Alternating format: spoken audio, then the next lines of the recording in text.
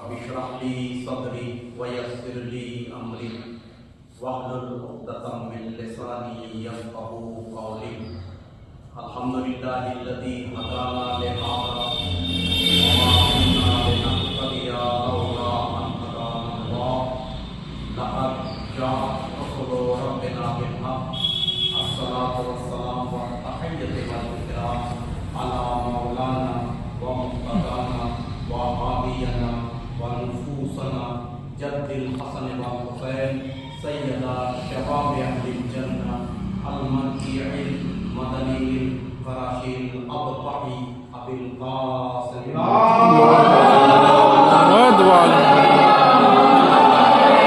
اور چونکہ وقت کم ہے لہذا میں بہت ہی جلدی چند معروضات آپ کے سامنے پیش کروں گا. اور سب سے پہلے میں اجہرہ بستی کے مومنین، مومنات، نوجوان، بزرگ افراد کا تہہ دل سے شکریہ ادا کرتا ہوں.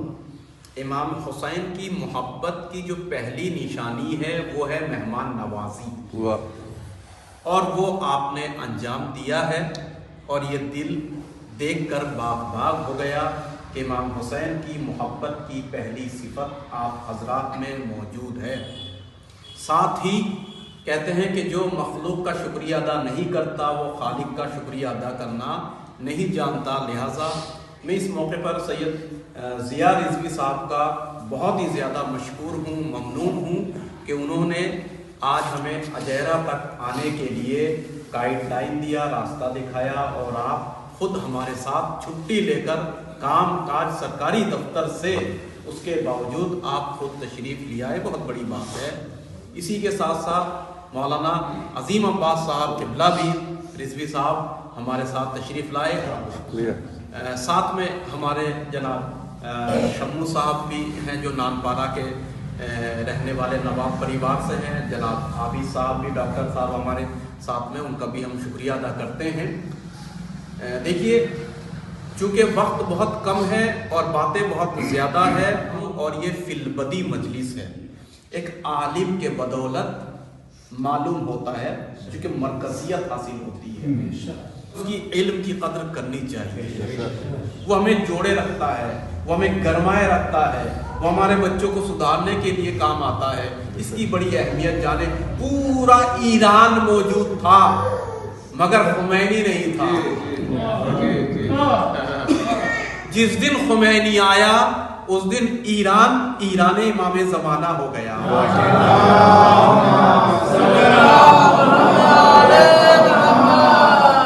پوری دنیا میں اربوں خربوں مسلمان تھے، فلسطینیوں کا خون لہو بہ رہا تھا، لیکن جس دن خامنائی نے پرچم بلند کیا دنیا کو سمجھ میں آیا ان کا 56 دیشوں میں چوڑی ہے اور شیعوں کے ہاتھوں میں استقلال ہے، عزت ہے، آبرو ہے.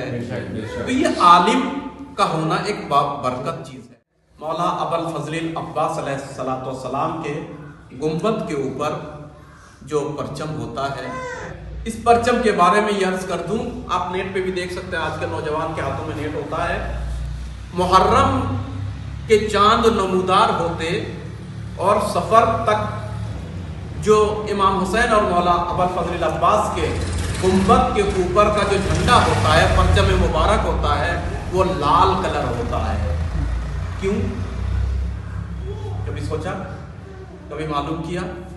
کبھی جاننے کی کوشش کی؟ اس کے بعد جو پورا سال ہوتا ہے وہ کسی بھی کلر میں ہو سکتا ہے. فرض کیجئے بلیک اکثر ہوتا ہے، ٹھیک ہے، ہو سکتا ہے کہ لفظ اس لیے کہہ رہا ہوں کبھی ہم نے دیکھا نہیں دوسرے کلر میں، بلیک ہی ہوتا ہے، لیکن ہو سکتا ہے کبھی سبز بھی آ جائے حالات کی وجہ سے.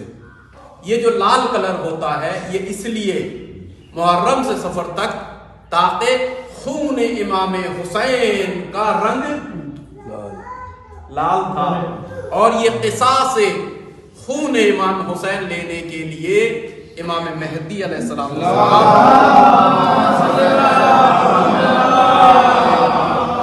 جب آپ تشریف لائیں گے اور اس پرچم کو اپنے ہاتھ میں لیں گے اور آپ خون کا بدلہ لیں گے، اس کے بعد ہمیشہ یہ کالے رنگ کا پرچم لہرایا جائے گا. تو جب تک کہ خون حسین کا 1400 سال سے بدلہ نہیں لیا گیا تب تک کہ یہ لال کلر کا محرم اور سفر میں پرچم رہتا ہے۔ الحمدللہ خوش نصیبی ہے ہماری کہ وہ لال پرچم وہ ہمارے پاس موجود ہے۔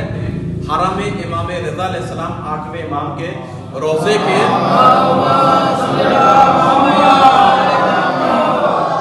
جو سیکریٹری متولی تھے تو انہوں نے یہ ہم کو دیا نیپال کے بارے میں، بہرحال ایک میٹنگ تھی، ایران ہم گئے، اس کے بعد کہا یہ آپ لے جائیے، اور جو مومنین نہیں آ سکتے ہیں کم از کم اس پرچم کی زیارت تو کر سکتے ہیں، چونکہ ابو الفضل العباس علیہ السلام کے حرم کے متولی نے حرم امام رضا علیہ السلام کو دیا، لہٰذا یہ تقریباً 6 مہینے تک حرم امام رضا علیہ السلام۔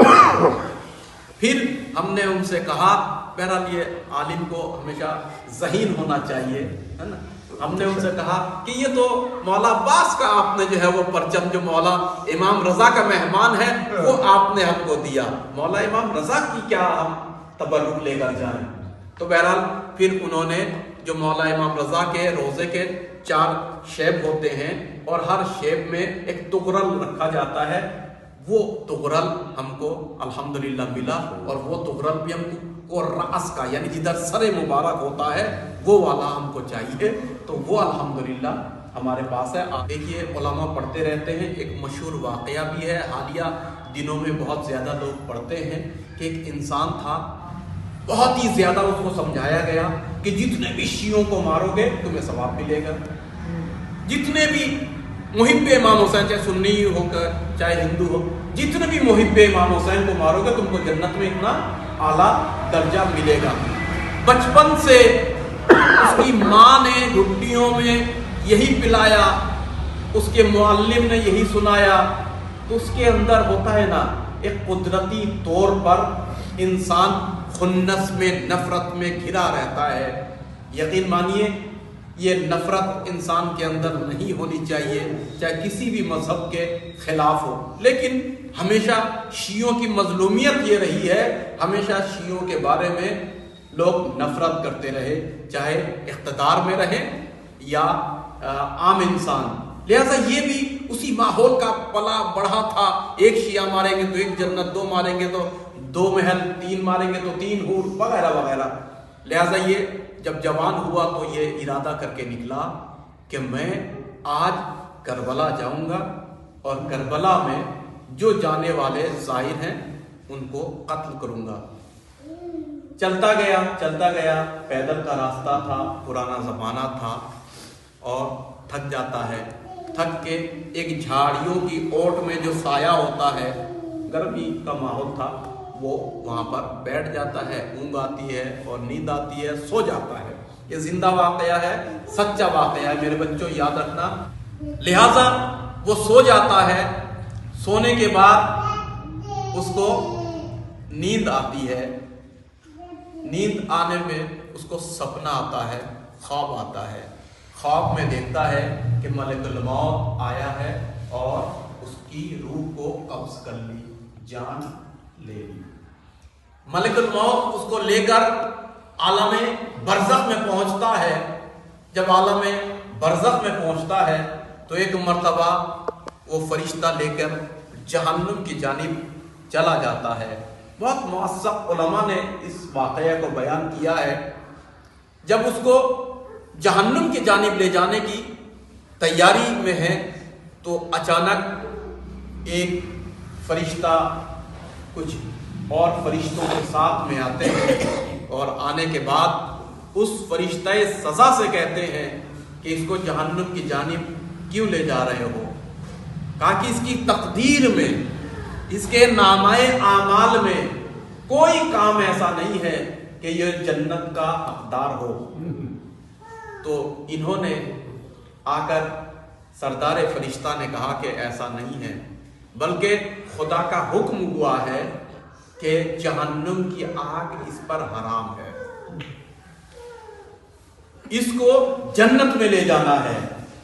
تو ایک مرتبہ وہ فرشتہ نامہ اعمال دیکھ کر حیران ہوئے، بہرحال کہا کہ حکم ربی ہے، لہذا سلمنا اطاعت کرنی ہے.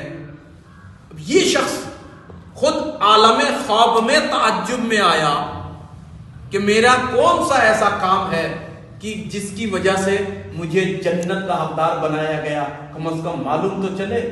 چونکہ فرشتہ کہہ رہا ہے اس کے نامہ اعمال میں کوئی ایسا کارنامہ نہیں ہے جو جنت اس کو ملے، مگر یہ دعویٰ کر رہا ہے فرشتہ کہ نہیں، ایک کام اس کا ایسا ہے ضرور زندگی میں کہ جو جنت میں لے جائے گا. لہذا وہ کون سا کام ہے؟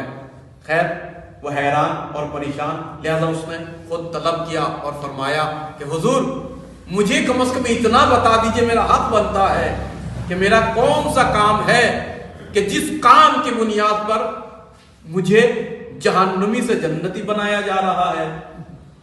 تو فرشتے نے آواز دیا کہ سنو، تمہارے اعمال میں کوئی عمل ایسا نہیں ہے کہ جو تمہیں جنت لے جائے. کہا کہ تم عاشقان حسین کو قتل کرنے آئے تھے، مگر تمہاری آنکھ لگی اور تم جھاڑیوں کے اوٹ میں سو گئے. ادھر سے ظاہر امام حسین جو کربلا کی زیارت کر کے جا رہا تھا، اس کے گھوڑے کے قدموں سے جو غبار چڑھا، وہ غبار جا کے تمہارے جسم کے اوپر پڑا.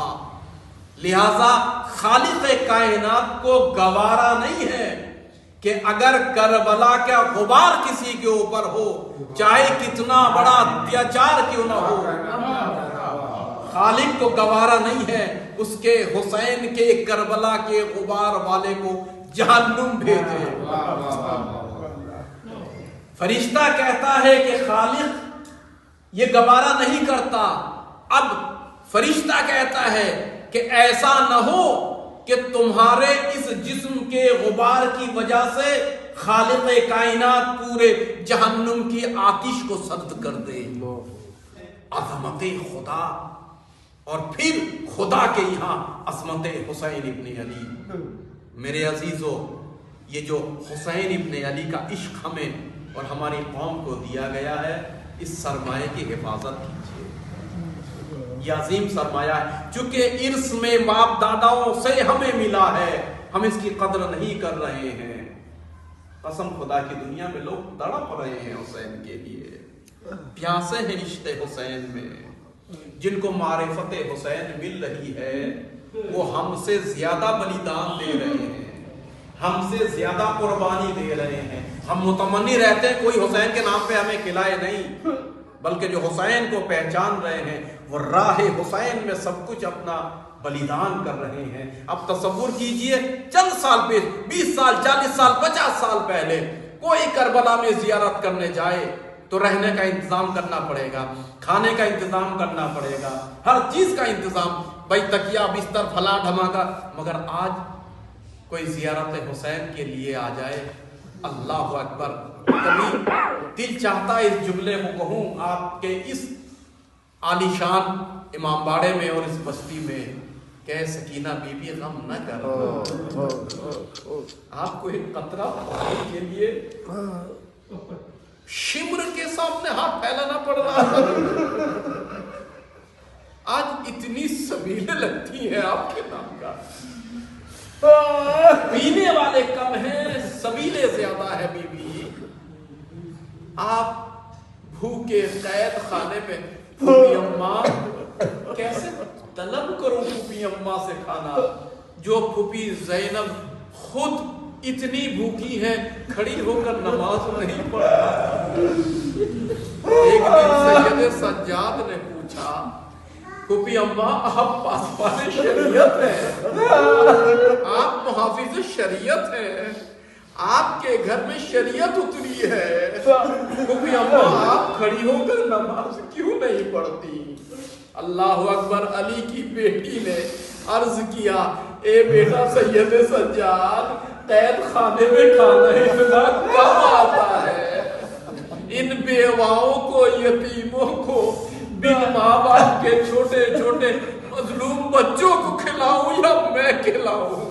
اے سید سجاد، ان بچوں کو کھانا پورا نہیں ہو پاتا، لہذا زینب پیٹ بھی نہیں ہے، کربلا سے جب سے آئی ہے زینب بھوکی ہے، اے عزادارو اسی زینب نے سلام بھیجا ہے، بس میں کہوں گا اسی زینب نے پرچم حسین آپ کے لیے بھیجا ہے۔ اے ہمارے چاہنے والوں، ہم آپ سے غفلت نہیں کرتے، ہم آپ کی یاد میں رہتے ہیں۔ بس آخری جملہ، اے امام زمانہ، آپ تو حاضر ہیں، زندہ ہیں، حی ہیں، آپ ہمارے حال کو دیکھتے ہیں۔ مولا جیسی عزاداری کرنی چاہیے، جیسے مسائل سننا چاہیے، جیسے مسائل پڑھنا چاہیے، شاید ایام محرم نہیں ہے نہیں پڑھ پائے۔ اے امام زمانہ ہمارے مختصر سے آنسو کو قبول کیجیے۔ مولا آپ کا عظیم مرتبہ ہے، آپ بھی عزادار حسین ابن علی ہیں، آپ خون کے آنسو گریا کرتے ہیں۔ مولا ہمارے آنسو خون کے نہیں ہیں، مگر ان آنسوؤں کو رومال سیدہ میں جگہ عنایت کیجیے۔ اِنَّا لِلَّهِ وَإِنَّا إِلَيْهِ رَاجِعُونَ۔ رضن بقضاء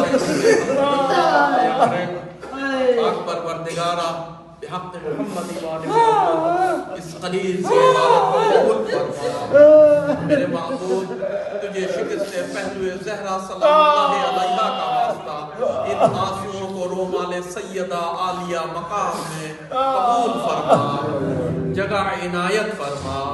میرے معبود جو ہاتھ تیرے بارگاہ میں بلند ہیں، ان ہاتھوں پر اپنی رحمتیں، برکتیں، نعمتیں، مغفرتیں نازل فرما۔